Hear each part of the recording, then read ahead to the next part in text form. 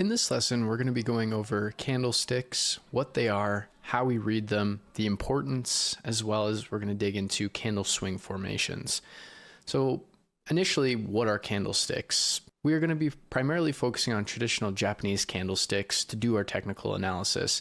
Now, if you spend any time on a price chart and seen a candlestick of any sort, or really just a price chart, you will have seen a Japanese candlestick, or what most people refer to them as candlestick charts. The best way to describe candlesticks is that they are a type of tool for analyzing data that's going to help us see price action in a way that's easier to understand and visualize.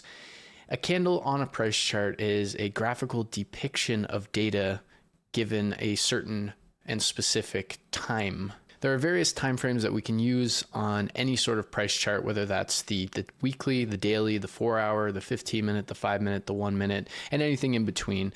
Basically, what this means when we're looking at a candlestick chart on a specific time frame, say the 15-minute, is that each candle is going to represent 15 minutes of price data. Now, these candles are going to have two key parts that we need to take note of: the body of the candle and the wick of the candle. The body of the candle is going to represent the open and close of that particular candle. And basically what it's going to do is it's going to visually depict the volume that was traded in that candle. Simply put, the bigger the body, the bigger the amount of volume that was traded during that particular candle or that particular time.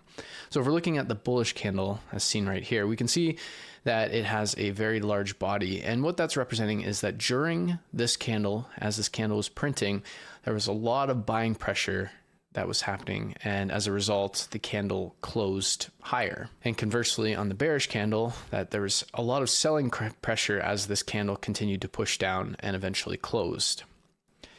Now, the way we're able to identify whether it's going to be a bullish candle or a bearish candle is quite simple. A bullish candle's closing price is going to close above the opening price, and on a bearish candle, the closing price will always close below the opening price. Now, the other important component of a candlestick is the wick.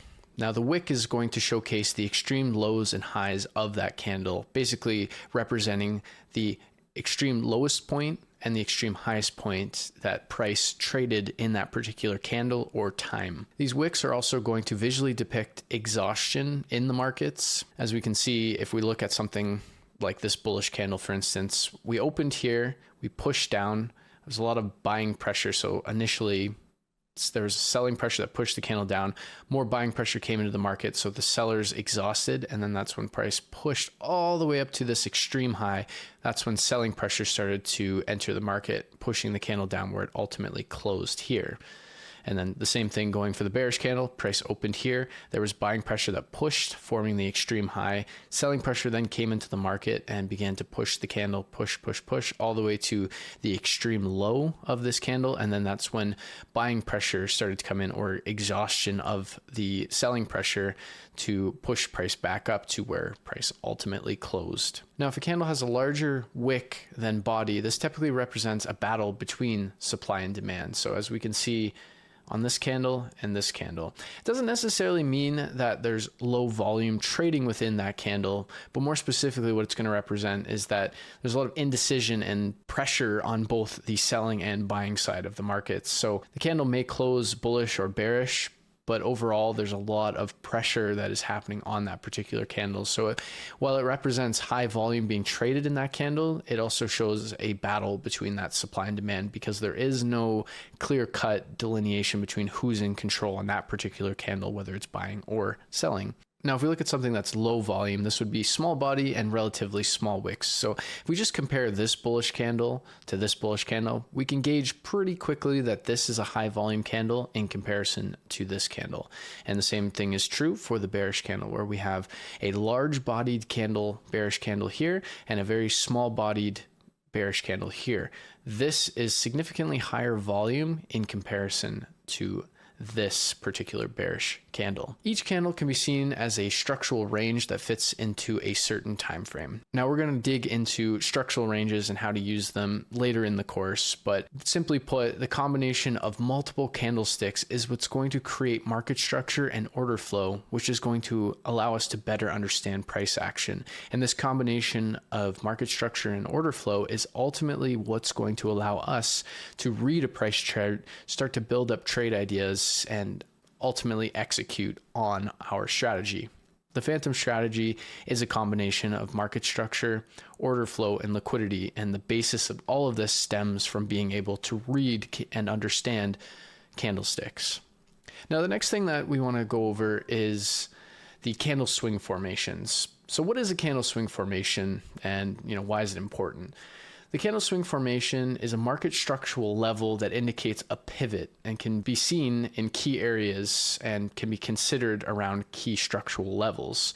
These swing formations can give an indication of exhaustion in price and can indicate the beginning of a pullback. The best way to explain a swing high in the market is having the requirement of 3 candles. The first candle should have a high, the second candle will have a higher high, and then the third candle will have a lower high. So essentially the market rounds out. We can see that we create this prominent, almost triangular pattern. So we can see that this high, and this high. So we just have the staging of highs where we have this prominent swing point. And of course, we're able to translate that exactly same principle to the swing low, but instead switch it from highs to lows, and we have a low, a lower low, and then a higher low. So basically, again, we create that V-shaped pattern in the market, which creates a swing point, a prominent structural point in the market. And this is where we can start to combine our candlestick knowledge and really understand the extreme highs, the extreme lows of candles, what the wicks represent, what the bodies represent. What we can see with this is we have relatively high volume. We're starting to see volume taper, or more specifically, we're starting to see a battle between supply and demand with this smaller candle body. And then we start to see price creating a large bearish candle, which shows that this volume in this candle is exceeding these 2 candles. And this is what creates our swing point. So from a market structure standpoint, which we will go into in the next section, we were able to potentially use this as a key point or key market level to understand our overall trend and direction. And from an order flow perspective, this may give us context to potentially use as a supply zone as well. Again, we'll go into all of these concepts in depth in the next sections. And then if we just look at the swing low example as well, we have large volume coming down and then smaller volume, but larger wicks, starting to see some indecision or that battle between supply and demand that creates that swing point, and then price continues to move up. As we can tell in this example, there's a lot less of an example of volume being transferred, where this is pretty clear, where we have fairly large volume, a battle between supply and demand, and then a large volumed bearish candle. Where this one we have a large bearish candle, large volume, moderate volume, and moderate volume. Relatively speaking, this bearish candle still has the most volume in comparison to these 2 candles. But what we can see is that the wicks are starting to get larger as price is pivoting around this, which does show that there is a battle between supply and demand. And the key thing to note is the market swing point. And of course, a swing point alone, and even just being able to read singular, or in this case 3 candlesticks together, is not going to be enough to make an actual full and tangible trading decision. We'll need to start adding so many more elements to our trading and our technical analysis. But this is an overview of candlesticks, why we use them, how we read them, and the importance of them, and then moving into the candle swing formations and the importance behind them. All of these concepts are going to lay the foundation for what we're going to be going over in the next video lessons. And this is truly the foundational concepts of how we are going to be interpreting, reading, and ultimately making decisions based on the data that we are seeing on our price chart.